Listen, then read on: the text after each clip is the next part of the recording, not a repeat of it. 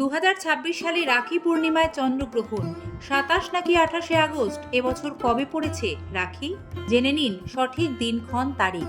রাখি পূর্ণিমায় ভদ্রাকালে ভুলেও ভাইয়ের হাতে রাখি বাঁধবেন না, এতে হয় চরম অমঙ্গল। তাই রাখি বন্ধন ও রাখি পূর্ণিমার সঠিক দিনক্ষণ তারিখ, ভদ্রাকাল কখন শুরু হচ্ছে, কতক্ষণ থাকবে, রাখি যেমন তেমন করে পড়ালেই হয় না। রাখি বাঁধার কিছু নির্দিষ্ট নিয়ম থাকে, আছে মন্ত্র, যা সঠিক নিয়মে পালন করলে ভাইয়ের মঙ্গল হয় এবং ভাই ও বোনের সম্পর্ক থাকে অটুট, মজবুত, দৃঢ়। এই পর্বে আপনারা 2026 সালে রাখি পূর্ণিমা সম্পর্কিত সমস্ত তথ্য এই ভিডিওতে দেখবেন ও জানবেন। নমস্কার দর্শক বন্ধুরা, দেখছেন সিংহরায় ডোরবেল। শুরু করছি মূল পর্ব। রাখি বন্ধন শুধু একটি উৎসব নয়, বরং ভাই বোনের অটুট সম্পর্কের এক আবেগঘন উদযাপন। রাখি বন্ধন হিন্দু ধর্মের গুরুত্বপূর্ণ উৎসব, ভাই বোনের ভালোবাসা, বিশ্বাস, দায়িত্ববোধ ও পারস্পরিক সুরক্ষার প্রতীক। প্রতি বছর শ্রাবণ মাসে পূর্ণিমা তিথিতে এই উৎসব পালিত হয়। এই বিশেষ দিনে বোনেরা ভাইয়ের মঙ্গল কামনায় হাতে রাখি বা রক্ষাসূত্র পরিয়ে দেয়, তার দীর্ঘায়ু, সুস্বাস্থ্য, সুখী জীবনের কামনা করে। ভাইয়েরাও আজীবন বোনকে রক্ষা করার অঙ্গীকার করে। তাই রাখি বন্ধন ভাই বোনের অটুট সম্পর্কের এক আবেগঘন বিশেষ তিথি। 2026 সালে কবে পড়েছে রাখি?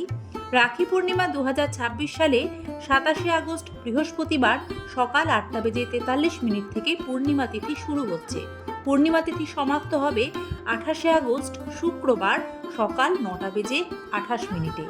পূর্ণিমা তিথি কিন্তু 27শে আগস্ট এবং 28শে আগস্ট দুদিনই পাচ্ছে, কিন্তু 27শে আগস্ট পূর্ণিমা লাগার সাথে সাথেই রাত্রি 9:29 পর্যন্ত ভদ্রাকাল থাকবে।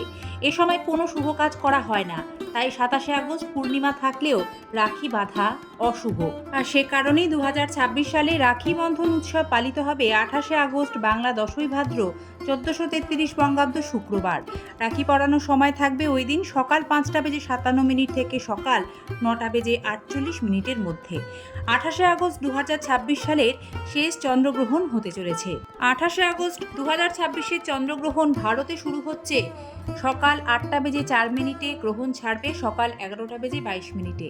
বাংলাদেশে 28শে আগস্টে চন্দ্রগ্রহণ শুরু হচ্ছে সকাল 8:34, গ্রহণ সমাপ্ত সকাল 11:52। ভারত ও বাংলাদেশে 28শে আগস্ট বছরের শেষ এই চন্দ্রগ্রহণ কিন্তু দেখা যাবে না, তাই গ্রহণ সম্পর্কিত সূতককাল, বিধিনিষেধ কিছুই মানতে হবে না। সে কারণে ভারত ও বাংলাদেশে রাখি পূর্ণিমায় কোনো রকম কোনো বিধিনিষেধ থাকবে না, নিশ্চিন্তে রাখি বন্ধন উৎসব পালন করা যাবে।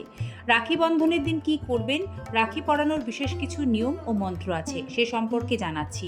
রাখি পূর্ণিমার দিন সকালে স্নান সেরে প্রথমে গৃহদেবতা ও ইষ্ট দেবতার পুজো করা শুভ বলে মনে করা হয়। অনেকেই প্রথমে ইষ্ট দেবতার উদ্দেশ্যে প্রতীকীভাবে একটি রাখি নিবেদন করেন। এরপর ভাইয়ের মঙ্গল, সুস্বাস্থ্য ও দীর্ঘ জীবনের জন্য প্রার্থনা করা হয়।